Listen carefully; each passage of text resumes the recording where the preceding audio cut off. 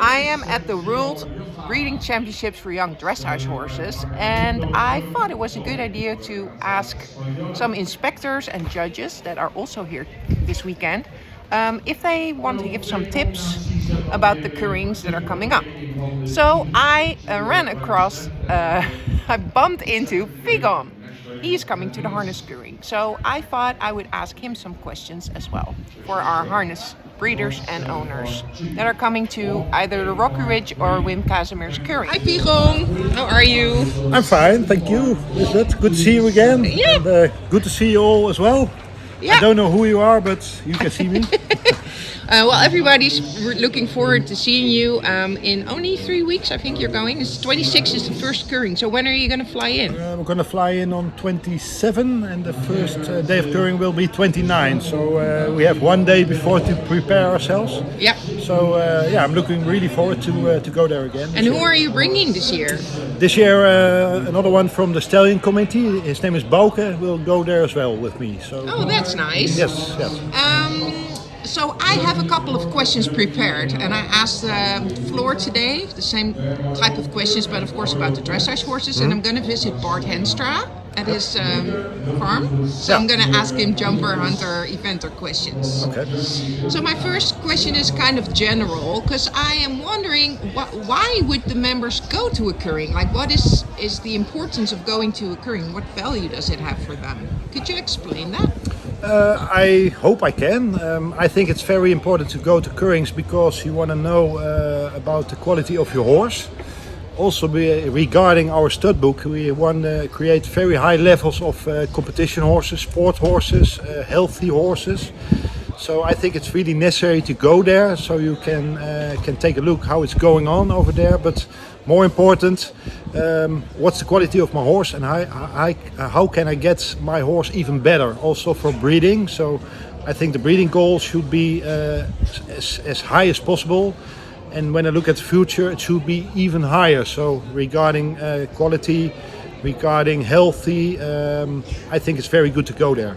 To get also predicates, to get information about your horse. What do the judges think about your horse? So you can try to change your breeding to make it more positive. So I think it's a good thing to go there. Yeah, you also, you judges give recommendations maybe also for breeding, right? So if you have like a 3-year-old mare and you say, what do you think I should breed her to? Or what are maybe points that could get better? Which stallion shall I use for that? All that type of stuff, right? Yeah, so the people can ask the judges, of course, what do they think about their horse? And they can give them advice how to breed, maybe which stallion they can breed to. And actually we do that for the same goal. We want to have better horses each year, and we want the highest level.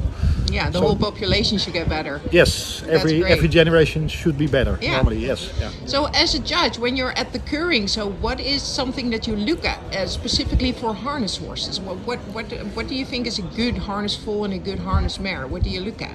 Just like the other breeding goals, so for example the hunters or the driving horses, the gelder horses, we have Keuring standards. In Keuring standards are written what type of horse we like.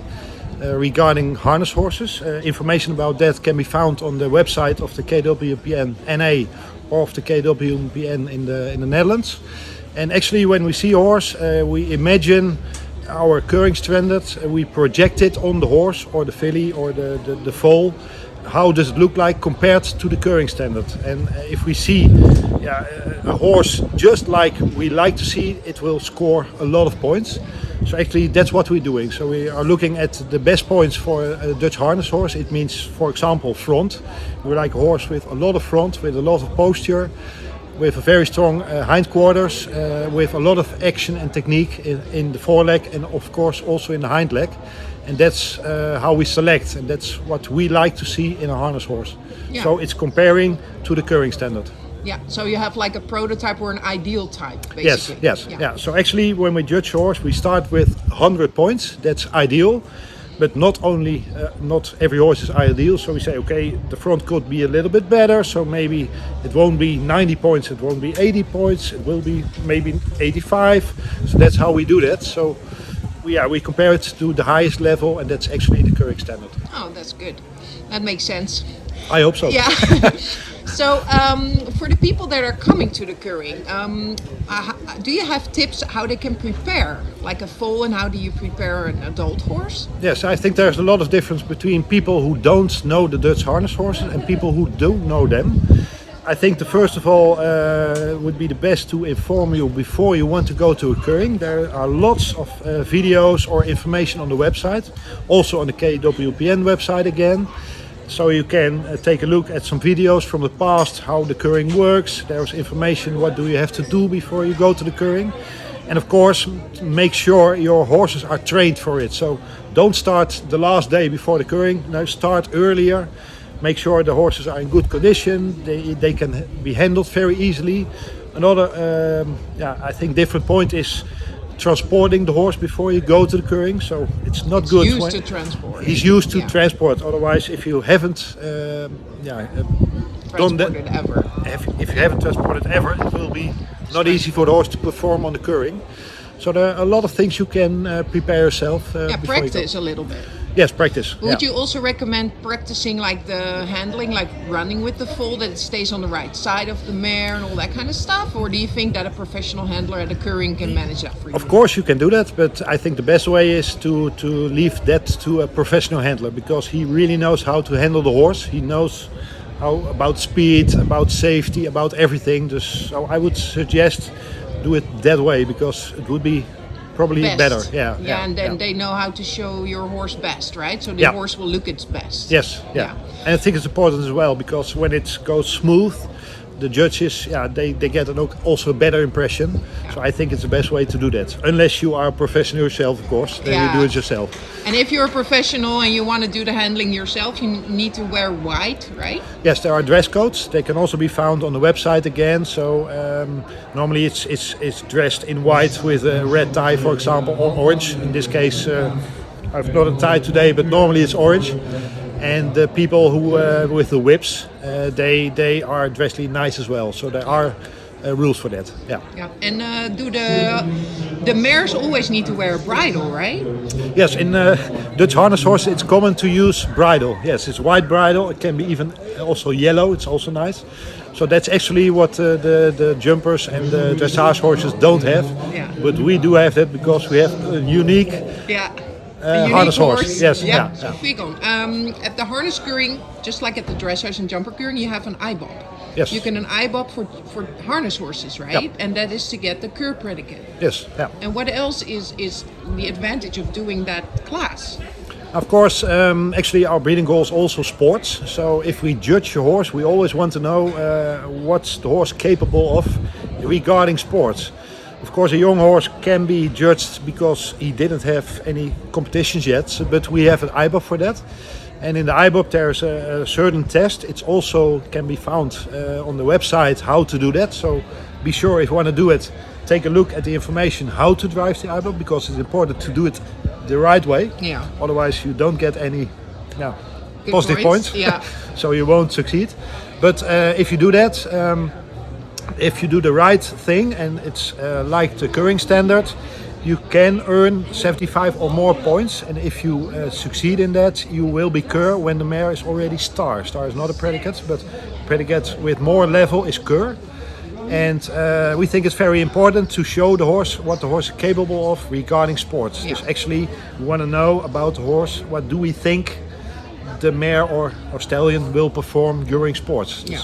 Actually, so that's what we do. The first indication is to do the IBOP. Yes. And the fine harness classes, right? At the Keuring. Fine harness classes, an IBOP is only individual. Fine harness classes is like a competition. Like a competition. And there can be earned points as well. And if a horse performs very well over a longer period, he can probably get the sport predicate. It's another predicate, but the sport predicate is even on a higher level than an IBOP. Yeah. So there are different levels. The higher you get, the better the horse, and maybe, I think, hopefully, the horse will be more expensive as well. It's good for all. It becomes more valuable. Of course, and that's also what you like, because breeding costs a lot of money, but when you have a good horse, and the value is also Yeah. very high. It's a win-win situation. Yeah, sure. So for everybody, it's good. And how would you recommend preparing for those IBOP classes when people are at home and they plan on doing the IBOP or a fine harness cup? Do they practice a lot? And what do they do when they get on the Keuring ground? Do they need to drive it like 20 times before they go in the ring, or do you say no? Sometimes we see horses who have to drive the IBOP, and we see them in the background and they are driving almost a competition. It's normal that you have to get your horse a little bit warm, has to be a little bit flexible, but don't drive too much before you enter the arena to get the IBOP done. And we believe that's the best way, to take it easy before, and afterwards also leave the horse a little bit quiet and a little bit of walk, and not do another competition again. So prepare yourself very good, and that's the best way to perform for a good IBOP. Yeah, and they can look everything up in the Keuring booklet, right? Yes, it's also written in the Keuring booklet how the procedure is going. So it's written there, and can also be found on the website. Yes. And there are also lots of videos to take a look at. Yeah. So that's maybe a tip for people to watch. And do you have some general tips before we close this interview? Only one big tip, actually: buy a harness horse, because we really have a unique product, a unique horse all around the world. It's really, it's amazing. It gives you goosebumps. It gives me goosebumps. This year also we had a few Keurings with very good quality, and you really get goosebumps. So it's a unique product, and I think if you have the right horse and a really nice horse, I think everybody should love it, but more people should buy it. And that's actually my tip. Try to buy a harness horse, and I'm sure you will love it. I'm sure. Thank you, Viggon. That's my tip. Thank you so much. You're welcome. Bye.